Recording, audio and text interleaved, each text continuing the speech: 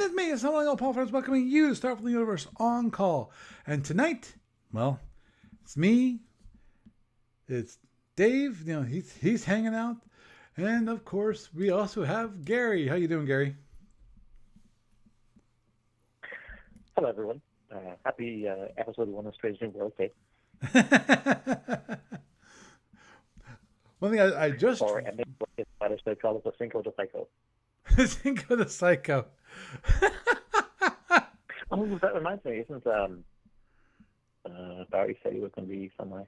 Or was that postponed or something? That's possible. Be honest, I forgot.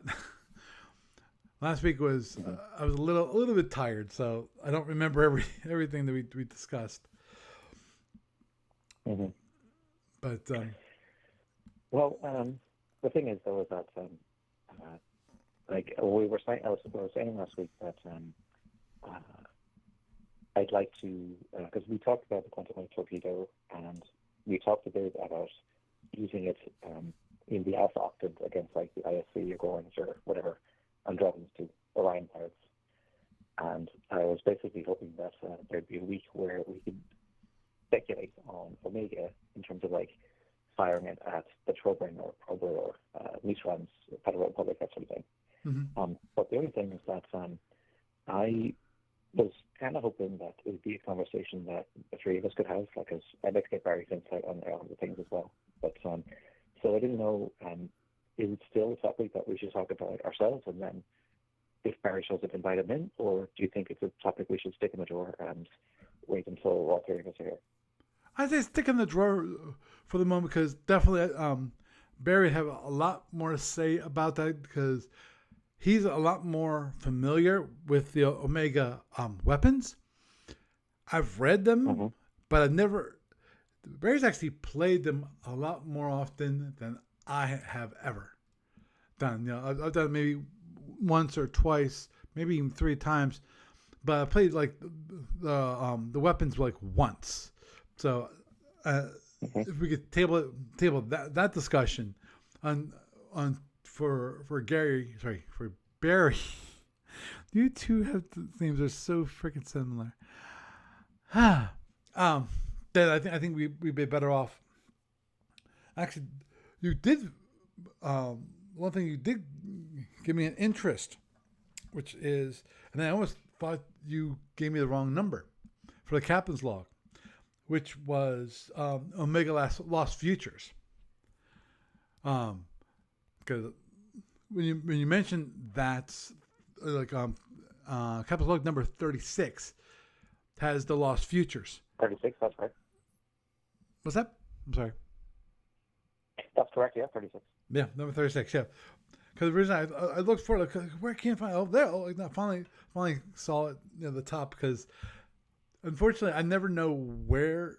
It's one of those ones that you don't know exactly where it's going to be placed. It might be in an SFB section. It might be, any place else, basically. But I found that it was page 27. Written by our Bruce Grawl.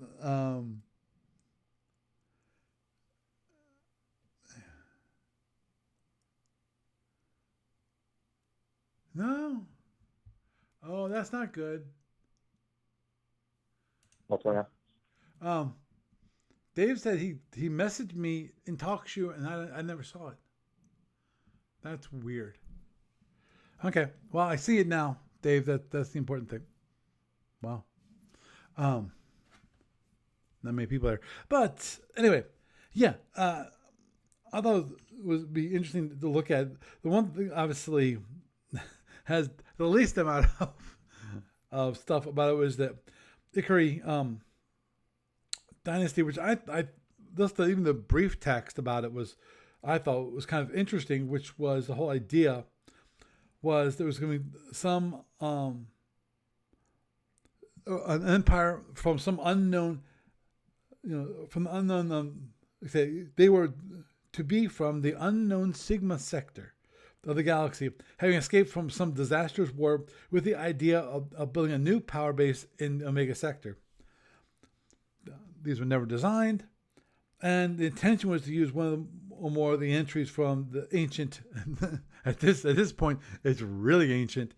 Next is number 13, race design contest, as they did with the Branthions. Branthodons,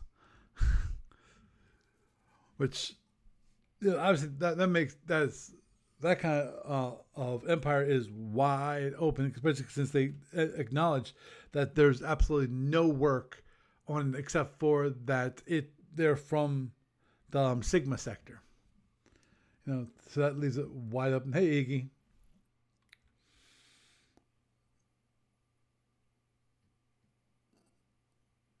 And then, of course, and then there's the Splinter Collective, yeah. which is a combination of L'Oreal and Singer technology installed on L'Oreal hulls. Well, the other thing about that, though, is that given that the Singers, their home space was basically close to the L'Oreal home stars rather than the Splinter Collective, it would probably make more sense for any kind of Singer technology to show up in the home collective rather than in the Splinter Collective, because that's where the surviving Singers would be. Like, it's a long distance away on the map from the Splinter Collective to the home stars, so I don't know if it would make sense to have the Singer refugees cross such a far distance to set up shop in the Splinter Collective, and especially because a lot of the planets in the Splinter Collective, they used to be blood-filled planets until the Soldier drained them of life, so they'd be difficult for a species to colonize or to try to deal with, like work with. Mm-hmm. So, I guess, yeah, but it's just better that it actually ever happens in the story. Well, understood. And as was mentioned in the article, that basically they were just mostly a historical footnote, which to me means that even if they would have written up anything about it, because to me it seems like it's less important than some of the other ones, which obviously the Zosman Marauders, which we know about, we actually discussed about last week, and the Paravians, of course, which we also discussed. An interesting one is, of course, the Jindarians, which are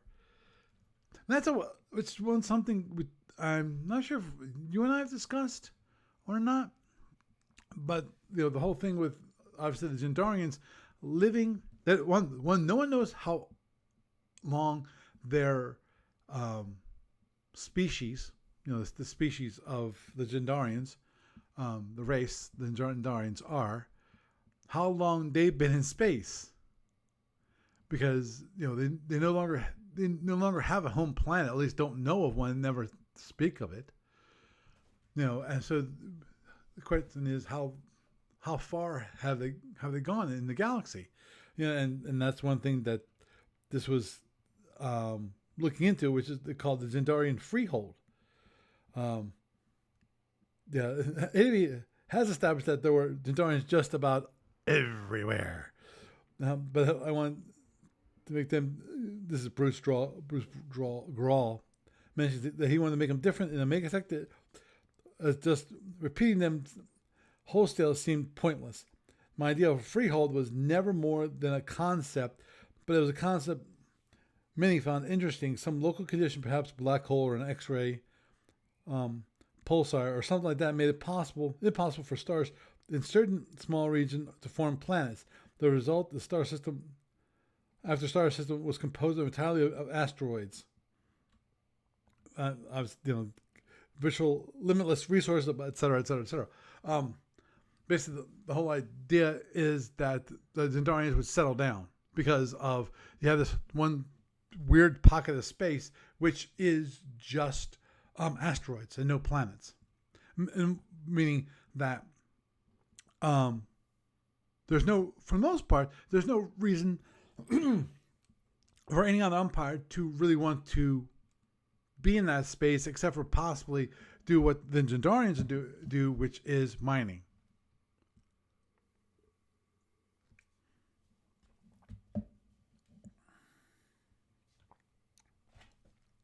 Well, in terms of technology, uh, I guess one way I was thinking about it was to say that whatever ships the Alpha or LMC Gendarians had starting in Y1 would be the same ones that they have there. But as the technology progresses, um, they wouldn't, like, for example, like when fast patrol ships start coming along, they'd invent an entirely different fast patrol ship based on the Neutron or the FRA volatile warp technology. So they'd be the kind of gunboats you see much on Omega 5 rather than the gunboats that you'd see in the Alpha Octans and that sort of thing. Mm-hmm. So it would minimize the number of new SFUs you could use because most of the standard ones would be more or less the same. It's just the more advanced technologies or the later technologies rather that would become a different thing in terms of SFU terms. Mm-hmm.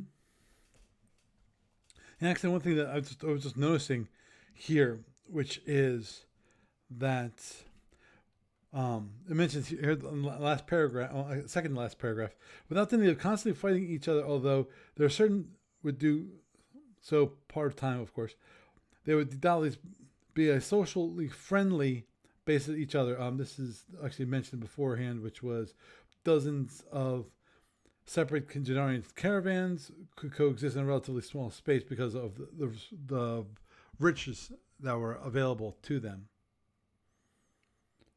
And of course, they could adopt some local Omega technology, so the SSD would be enough different to be worth printing. Part of the freehold would be scouting of dead ships and refugees from devastated races. You would see a rogue hybrid without a queen, a lost Varisal, or no end to others tolerated by the Zendarians. It would be a good RPG setting, and I agree there. That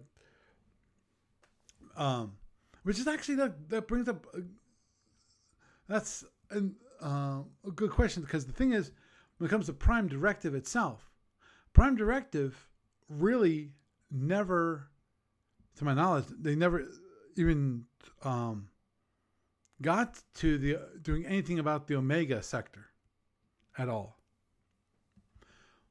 There was an article in the Captain's Log that provided provisional data for the old Prime Directive system, so not GURPS or D20 Modern. It's like the system that kind of like PD1, I guess they call it nowadays.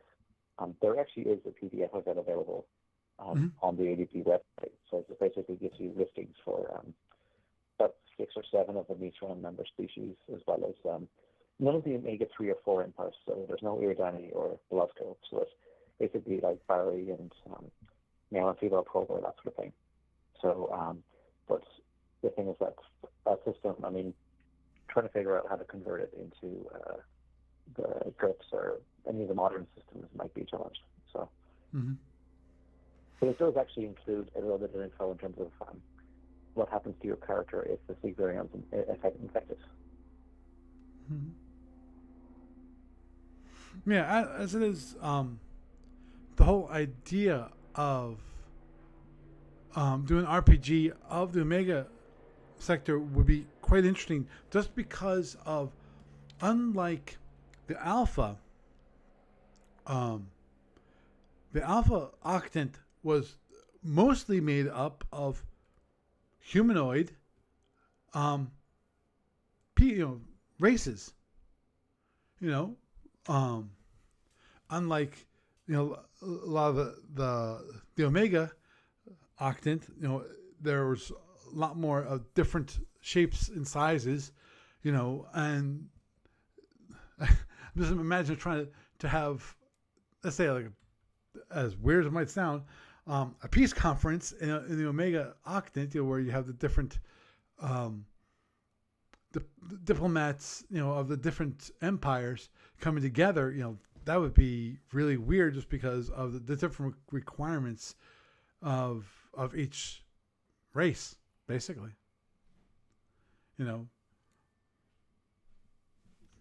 So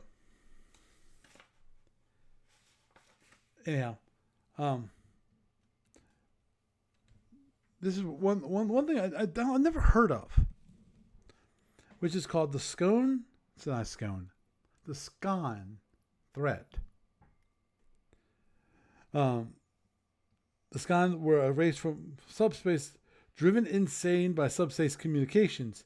They eventually found out how to break into our universe, began attacking anyone who used subspace communication, i.e. everyone. Their ships can teleport around and turn space itself against their enemies. Oh, geez. Although how they did these things was lost to uncoverable files. Their experiments created wormholes mentioned in Omega 4 history. The SCON would evolve and be a threat across the entire galaxy, keeping up with normal space technology all the way through X2 era. No work had been done on their shipping or weapon designs, and much work would have been needed to establish them as a worthy opponent, not just a vaguely annoying set of random visitors. Like a whole idea of a random monster encounter in D&D. I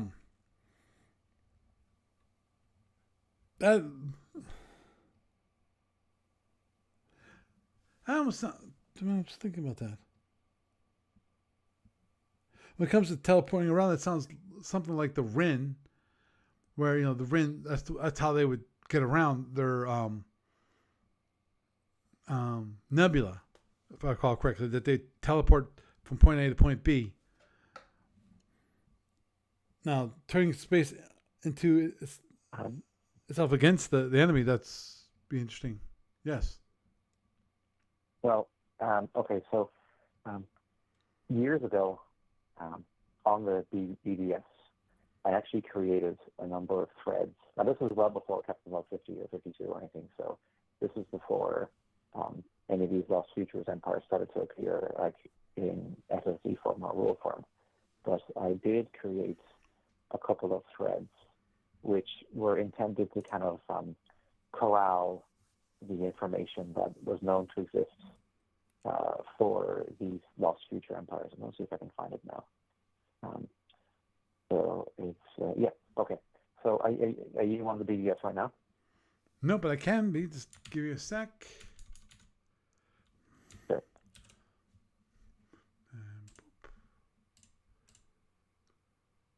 Okay, I'm on it. What topic? All right. So if you go to the SFU proposals board and go to new ships. Okay. New ships. And then yeah. So go to Omega and Magellanic proposals. Okay. And then you should see three threads that each begin with Omega's Lost Futures. So, for example, there's one that lists the Achari as well as the SCON and the Zosmans. Yeah, I see them. Yeah, so I tried to basically use these threads to kind of basically post an overview of whatever existed, based on the CL36 info, but also like whatever kind of footnotes were in the 2011 version of the Omega Master Rulebook, or that were in other places, to try and give a sense about what's going on here. Mm-hmm. If I recall correctly, the SCON were actually done by, let me see here, because there was a post here by, I want to say, Glenn Hopfner. Yeah, he basically said that he posted his original ideas for the SCON in terms of like what he had in mind. So, but of course, the difference between what those ideas might be and what, if anything, these guys might be like if they ever get put into print is another story. Right. Oh, understood. Yeah. Well, that was in 2013 he posted that. Wow. Yeah, I know. 9 years ago. Yeah. But time flies, man. Really. So but yeah, I see Glenn Hefner or Hopfner. Mm-hmm. Yeah, it's like but, I see the post where he said, as the original creator of SCON, I'd like to post here my original ideas. Where I still have the original submission somewhere. So interesting. I didn't know he was actually part of it.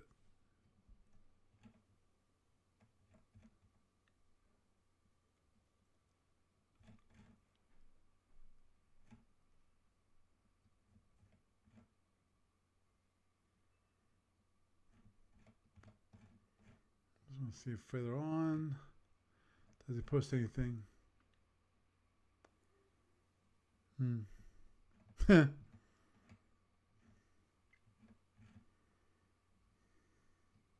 Oh, yeah.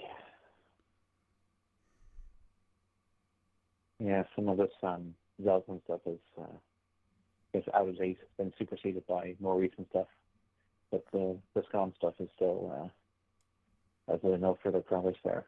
But the thing is, though, is that when it comes to the various lost future empires, with respect to Glenn, much as I think that there's relatively easier projects that could be done, because part of the issue as well is that if it's something that gets put into a captain's log, it needs to be something that doesn't take too much space.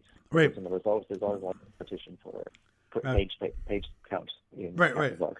Bite-sized chunks. If it's something that, yeah.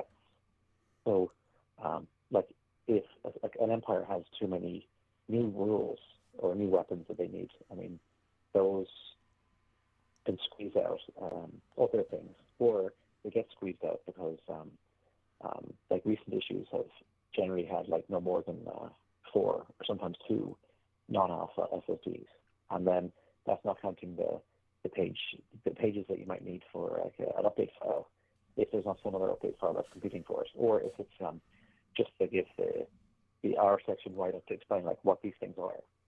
So, the Osmonds, they just needed the stealth field and option not rules, so they weren't too difficult. Right. And then the Paravians, the Omega Paravians, like the anti-proton variants, they didn't need new rules at all because the rules already exist for the Gematrians in the world, so they use the same weapons. And so, but the challenge though with something like the SCON is that you basically need to have a whole E-modules worth of stuff just to express who these guys are and how you're actually supposed to use them on the tabletop. So I don't know if I think some of the other candidates, like the Volpa, for example, I think they might be a relatively easy one to do because they don't really have much in the way of new technology, or at least forward thing. So there's already a sample Volpa ship in Module Omega 2, so one can already see how they move away. Actually, what's funny is that there's actually already a shape race miniature for that Volpa ship, and you can actually see how the outline of it is much more aggressive than the Misron ship that it's based on. Okay, actually, Shipways project. It's always way I get there. In fact, I actually, if you go to the FedCom forum. Oh. Okay. Okay, I'm there. So if you go to where it has miniatures. Oh, there it is. Got it. And then click on there's a thread there that says My ABB Shapeways Minis. Got it. So on the first page, you should see a group of 6 miniatures. So the orange one on the top right is the Volpa blockade runner. Oh, okay. And if you scroll further down, one of the pages I've actually posted a few pictures of what the miniature looks like in. Well, back then it was frosted ultra detail, but now it's smooth fine detail plastic. So that's basically what it looks like when you get it out of the package. And then the pictures below are my feeble attempt at painting it.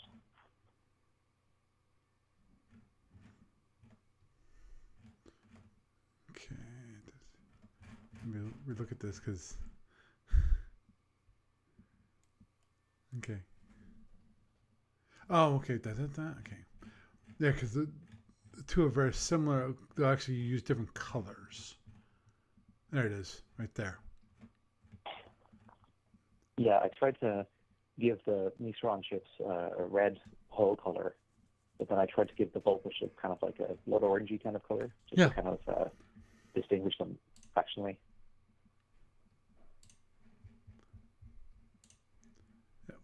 Yeah, right there. Pretty darn good job. But the oh, thank you. But see, one of the key things about the Volta chip is that it doesn't have. You know how you might notice how many of the Nissan chips have like a floating platform on the aft. You know Mm-hmm. the kind of wing thing that's just in front of the engines, like. Right. And the wing is basically where you have the forward arc tachyon guns together with the tachyon missiles on either side and a few of the phasers. Mm-hmm. So the Volta blockade runner doesn't have those. It doesn't have the flying wing. It's basically it's a more kind of like self-integrated whole, if that makes sense. You can actually see the tachyon missile racks are kind of just like a little kind of like thing there on the back, and then the tachyon guns and the phasers are scattered around the outside of the hull. Right. Wow. So my kind of reasoning would be that if we ever do get to see any dedicated Volta SSDs, then a good way to distinguish them from the Mistrongs would be to do the same thing. Basically, say that they kind of converted them into a similar style, but gave them more kind of aggressive loadouts compared to the Mistrong standard. Mm-hmm. Yeah, the phasers for the Volpa reminds me of the Klingons do with the phasers on the wings, that kind of thing.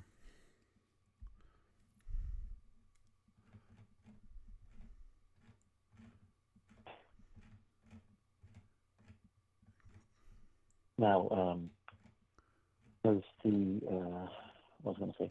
Now, there are a few notes scattered around the various rule books in terms of what the Volta get up to. Mm-hmm. But, like, for example, you know how there's different tachyon missile racks in the rules? There's like A through E. But we only usually see two of them, A and B. So I'm trying to remember now, because A has only three, what's the word? Missiles? Munitions, slots, like and then spaces for missiles with sixes. Right. Like, for example, if you had a Type A drone rack, that's 4 spaces, or is there some other word that you use? No, spaces.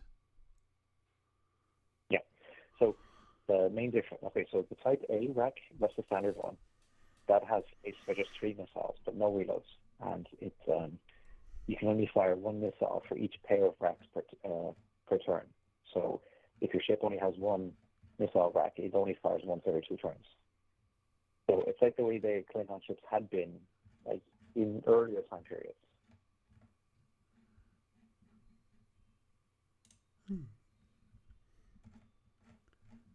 And then the Type B is the one that has five spaces instead of 3, so you can fit up to 5 missiles, but it still has no reloads.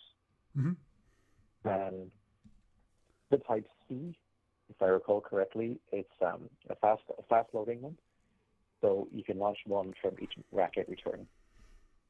And then the Type D has a single set of reloads, and the Type E is a bigger one that they have on bases, but we don't actually have any of the bases that have those yet, because most of the Mistron bases haven't been drawn up yet.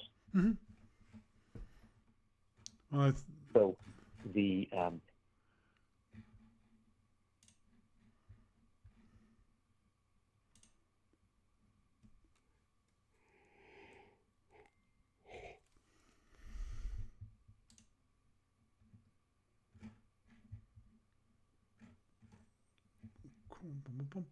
where is it? Okay. Oh, okay.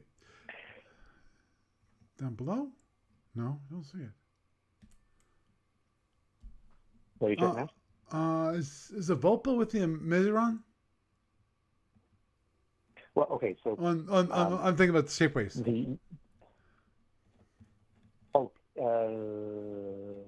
I think they're still listed with the Misrons because I don't think that because there's literally only one chip for them, like, Right. Well, in that's both why the scales. I So looked at, and I don't see Volpo listed on the left-hand side.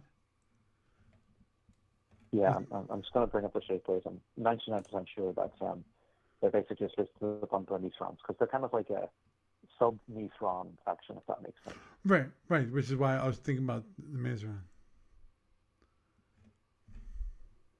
Yeah, because historically, the Misron alliance was founded by three mammalian species. So there's the Tazol, who are humanoid, the Walini, who are like bat-like people, and the Volpa, who are wolf-like. But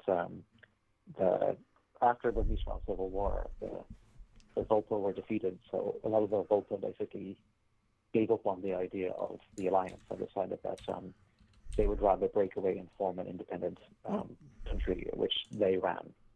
Yep. So the Blockade Runner was basically modified from a Misron destroyer and used during these rebellions.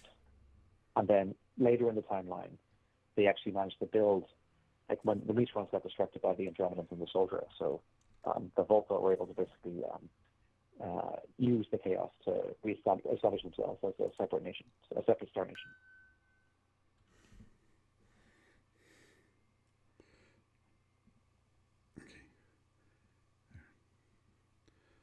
Sorry, I had to mute myself. But yeah, actually, the Volpo Block Runner is with the Mazeron.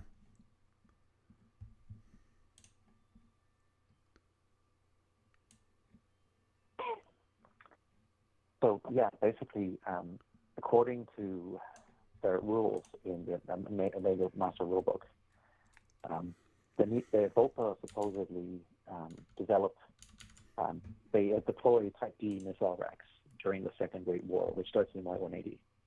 So, but the thing is that the SSD for the Blockade Runner only has Type A racks. So, my thinking is that maybe when the first Volta ships show up, initially they only have Type A's, but they maybe they'll get like a rack refit, whereas the Type A gets upgraded to Type D. So kind of like with most drone users in the Alpha Octans, eventually upgrade their drone racks to something. Mm-hmm. But also, the Volpa tend to be more kind of like, for example, the variants that they do have, they tend to get rid of their probe launchers and replace them with missile racks because I guess they're much more aggressive.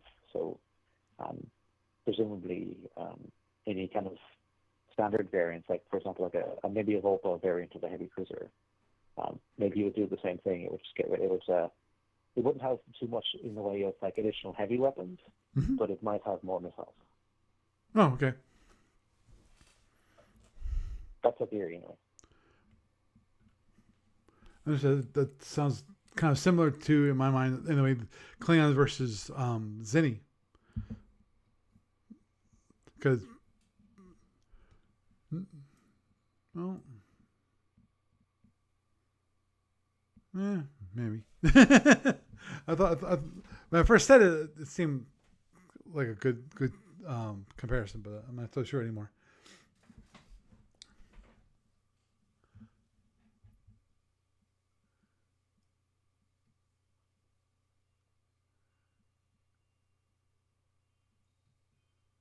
Okay. But yeah, so anyway, leaving the missile rack thing aside, the technology that the Volta use initially are basically the same as the Misron. So working up their SSDs wouldn't be too much of an issue in that sense. The main thing would be in the seventh cycle, like after the Andromedans and Soldier are defeated, the Volpa start expanding and they actually start acquiring technologies from other empires. So, for example, in the Y210s, they go to war with the Bari and they defeat them. Mm-hmm. So, Bruce Girl suggesting that they get samples of Bari technology as well. The only thing is that which Bari technology they want to bother with is another story because The only really interesting weapon the Vari have is the particle splitter torpedo, and right now that weapon is restricted to the Vari themselves. So the question would be, if you wanted the Volta to get that weapon, would that be a problem, or would it be the spoils of war, so to speak? Mm-hmm.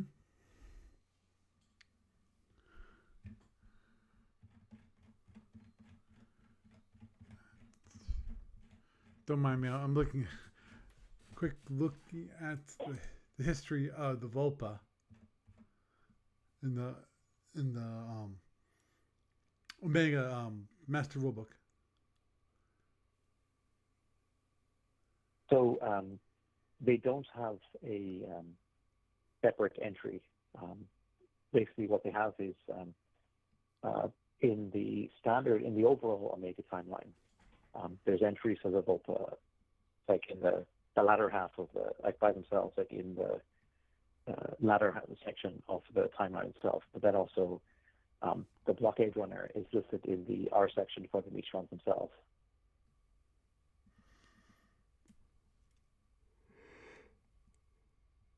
Was Volpa almost like a mercenary section of the Mazerons, or? No, they were basically because they had found the Alliance, and up until the end of the Mistron Civil War, they used the same ships as everyone else in the Alliance. So it was like a common heavy cruiser built by everybody. But the main problem was political, because there was a faction of the Volpa that came to dominate the other Mistron species, and they felt that they were the ones who should stay in charge. But then when they lost the Civil War, they basically the opinion shifted towards them rising up to break away from the Alliance, so that they found their own realm. So, but that which they eventually do. So it's basically kind of there's not really good a comparison in the Alpha Octant, because both the ISC and the Fed managed to keep it together. Mm-hmm. But I suppose, yeah, there's not really good. I mean, even the winds, because the winds are kind of don't really have anywhere else to go. I mean, there was the time when the usurper packed up and brought a bunch of his warriors to fight the war of return and didn't come back. So the winds who were left basically managed to just kind of like reform the Wynn government without him, and that's basically the way that the winds have been ever since. So, but I mean, whether or not the usurper actually won or died, or because a lot of his descendants, I mean, like it doesn't seem like that. It doesn't seem that any of the wind ships that went into Xinti space stayed there, because like there doesn't seem to be any rules like for the Xintis to use wind ships. Like maybe the survivors just went back home or something. But I don't know. Like it's kind of messy in terms of like it hasn't really been spelled out what the aftermath of the War of Return is in the Alpha Octant. I mean, like, but anyway, so in Omega though, like it's kind of trickier, because I guess the Mitrons weren't entirely sure what to do with the Volpa afterwards, because even they were seriously weakened by that time. So I guess the question would be, if they continue to blame the Volpa for all the bad things the Mitrons did before, then does that mean they have to basically keep the Volpa down, or does it mean that if they decide to parole the Volpa and reintegrate them into the Alliance, does that mean that the surrounding empires, like the Trobrin and Prober and stuff, have an excuse to finish the Mitrons off? Or would they need the Volpa in order to not have that happen? So there's all these kind of like, political stuff that you could speculate upon even before you get to the point where the Volpa decide to do their own thing. So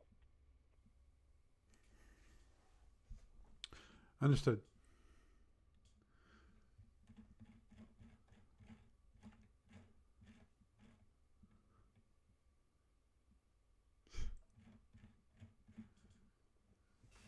Oh, by the way, I don't know if you've been checking out the BBS lately, but there's actually been some discussion about some of the simulator empires. I don't know if you've seen any of that recently. No. Yeah. So the main discussion is there was somebody who was requesting a plasma variant of the Oh, Frax AFD, yes, I saw that. and then Steve Cole decided that rather than just do the weapon by itself, you could basically convert the Frax into a plasma simulator empire, the Prax or whatever, and have this plasma AFD be just like one part of a full plasma weapon suite that these guys would have.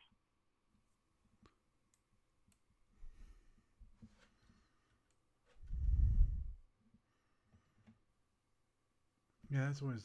Well, it's a AFD.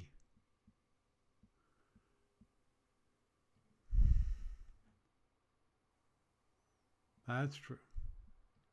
So Mike West has mentioned, but again, this is just my opinion. Steve will do whatever Steve wants to do. Yeah, yeah. I've read a little bit earlier on about that, and I know there was some argument about this proposal for like a plasma version of the AFD, um, which was that plasma K is basically what you charge for. You have to like a quarter point of energy to activate a canister. Um, Now, the tough part, if you want to stick true to that, well, actually no. AFDs have the same issues, don't they? Which is reloads.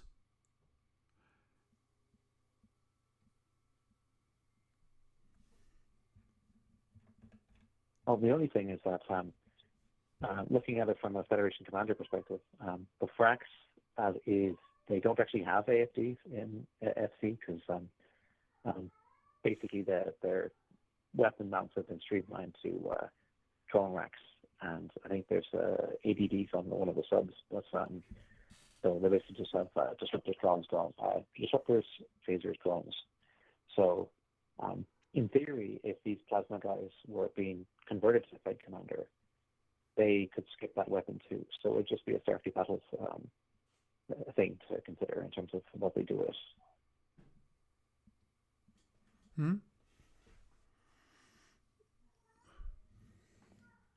But what I was wondering is, because technically speaking,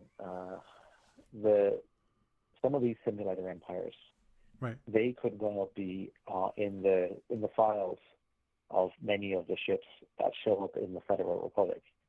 So, or maybe even the Parabians might have brought some if they stole any from the Gorns. Right. So, the question is, how many, if any, of the Module C4 simulator empires might actually be used in Omega, and if so, do they use them as is, or do they convert them to Omega weapons? Right. Right. Oh yeah. Yeah, I got a point there. Especially considering if you think about it, um, my my assumption is that since the borders of the Omega empires were so fluid because of them being constantly at war, that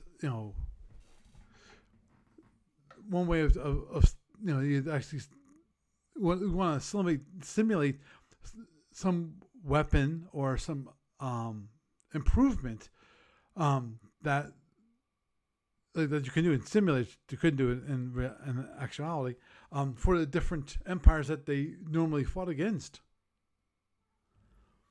And what that would mean when it comes into simulators, because that's one of the reasons why you got the barbarians for the ISC, is because of they just use that the barbarians were a generic empire, and they just throw the different weapons on top of and say, okay, well, this barbarian is now simulating the Romulans or the Gorns or whatever other empire that they wanted to simulate.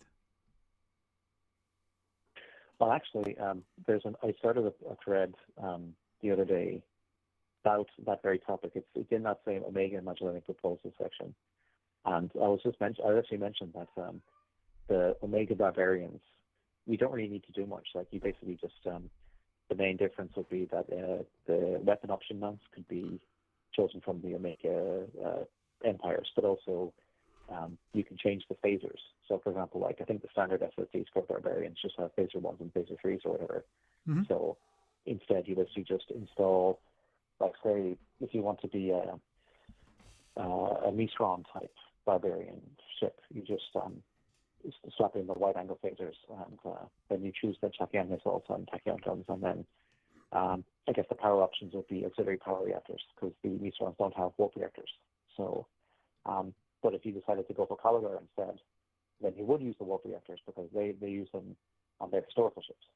So you'd be able to you basically, all it would be is just like maybe a few notes in a captain's log update. Like, you wouldn't need new SSDs or anything, except, like, for example, if you're doing things like X ships or fast patrol ships, because I don't think there are any Barbarian fast patrol ships, but if there were, they wouldn't be the same ones that the ISC would make in Alpha. Mm-hmm. Well, that would make sense to a certain degree.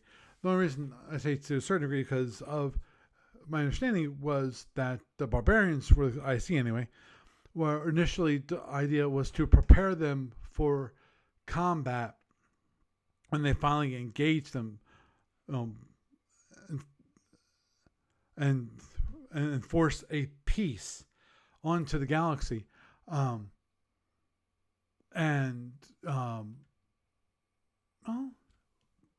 the thing is, the PS existed after that, didn't they? I mean, before the IC tried to, force the peace. Yeah. Okay, so the ISC star system that showed up in Omega shows up in Y178. So, and so if one assumes that their computers had the Barbarian SSDs that existed to that point on file, then the simulators, if the Federal Republic got access to those, then what they would then need to do is, once newer technologies after that, like gunboats and stuff, come along, they could basically do with that. But what you could even do is you could simplify the whole thing, because, like, say, for example, if you are doing of a Barbarian fleet that's pretending to be the Misrons, maybe you could just use the Misron PFs that are in Module Omega 5 and just don't bother creating, like, actual Barbarian PFs, if that makes sense. Just right. to say that it's part of the weapon suite that you give the Barbarians if they're simulating XYZ Empire. Because the thing as well is that, because in the Alpha Octans, you only need to do one type of gunboat, because everyone has the same size gunboats, and they all come in flotillas of 6. But in Omega, gunboats can be huge or they can be tiny. And they can come in flotillas as small as 4 or as large as 8. So, but you have to do 5 different types of gunboats, and then have the Barbarians in Omega pick one of those 5? I don't think so. I think it'd be better just to, in retrospect, I'm just thinking, it'd be better just just say that they use whichever empire you're pretending they are, just give them the gunboats for that empire, and because it's the actual ships themselves would be the main thing in terms of reconfiguring them. Understood. Yeah. But there was an idea I had for the Frax, though. Mm-hmm. The Frax? Yeah. Oh, yeah. They were simulated. They were simulated. Yeah. That's right. So, now the Klingon ships that show up in the Y170s, you can assume, one could probably assume that they have the Frax on file that they knew about. But if you think about, say, the Frax submarines, because in the Alpha simulators, the Frax subs use cloaking devices. Right. And they've got things like the missile racks that you can launch, quote-unquote, underwater. And they have the Axion torpedoes as well. Now, in Fed Commander, they have the Axion torpedoes, but the rules are much more simplified. They don't have they don't do the same thing that SFB Axions do.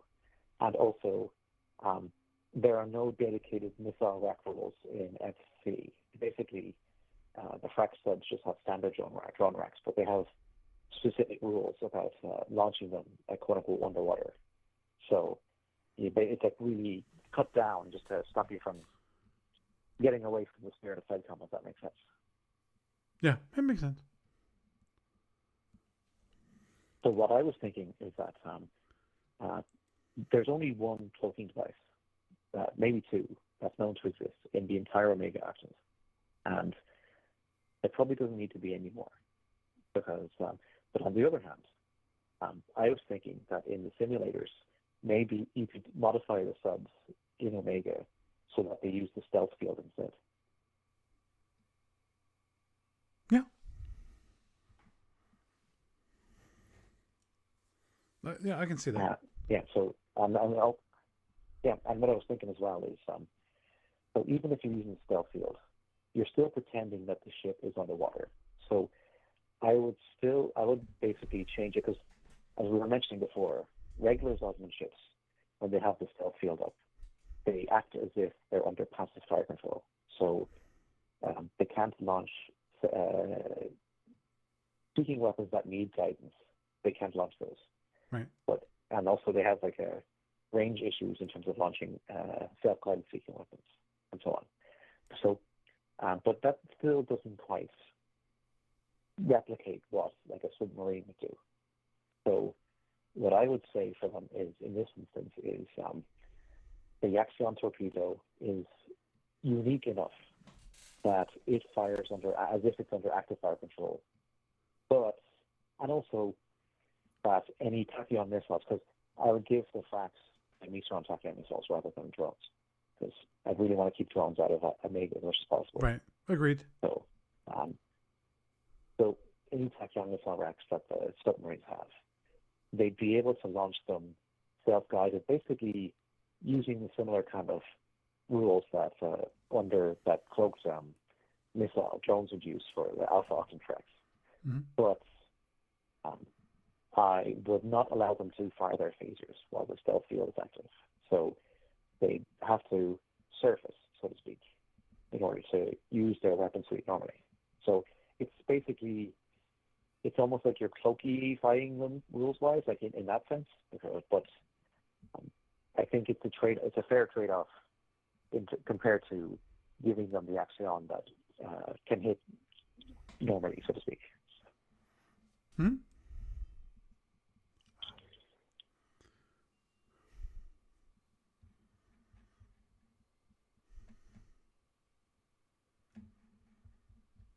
Yeah. Yeah. Sorry. Definitely be an interesting idea to incorporate that. Man, that'd be a nasty empire with using the Zosman it's not cloaking. Jeez. Stealth field. Stealth field. Thank you. In that way.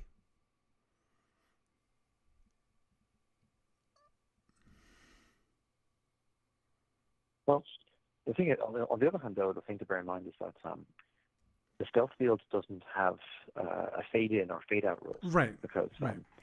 Like, if you drop the stealth field, your ship still needs 4 impulses to recover, to become active itself.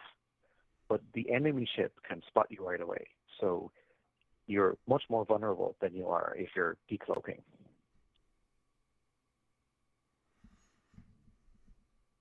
Mm-hmm.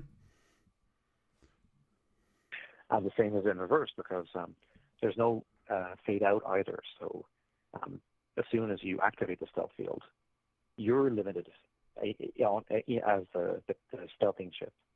But the other guy can still see you right up until the point that the stealth field becomes active. So. Right.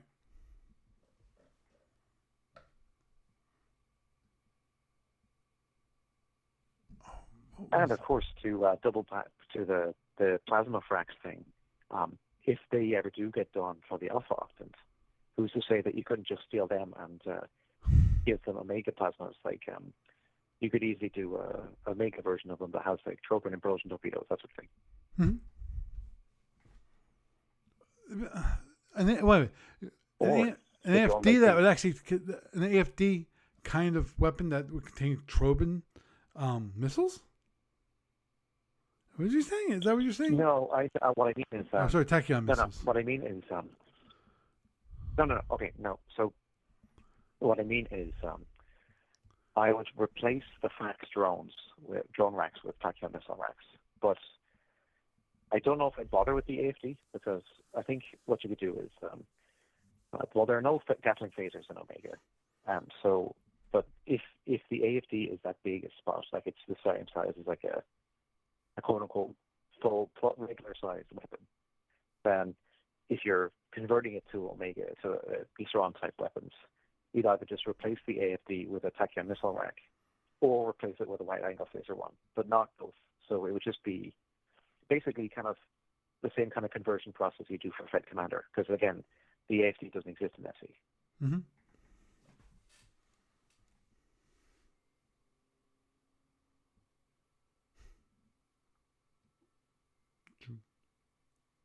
Okay, well, I think with that we'll wrap it up for the evening.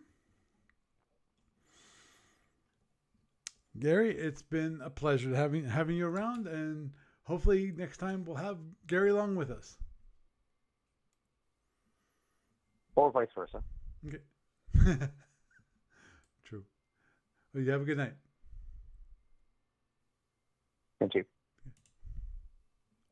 So, had a nice little quick discussion about different aspects of the Omega sectors. Even brought in some of the lost futures and even some crazy ideas about simulations in the Omega octant. Because if you really think about it, they probably had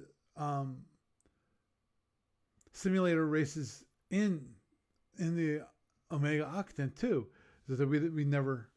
They never showed up in the tapes. At least we don't have them as part of the tapes yet. So, with that, I am Paul Franz, and I bid you a good night.